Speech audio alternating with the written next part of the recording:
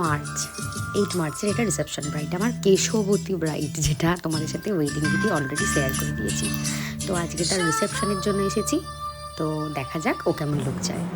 High Rimpa, আজকে তোর reception, আগের দিন বিয়েরটা করেছি, তো আজকে আমার হেয়ারটা নিয়ে চ্যালেঞ্জের ব্যাপার আছে, দেখি কি হয়। আর আজকে তোর কেমন লুক চাই? তুমি তোমার মনের মতন সাজিয়ে দাও। ওপেন থাকবে হেয়ারটা, তাই তো? হ্যাঁ। আচ্ছা ঠিক আছে। এই ভয়ঙ্কর চুলটাকে এই রূপ দিতে পেরেছি আমি।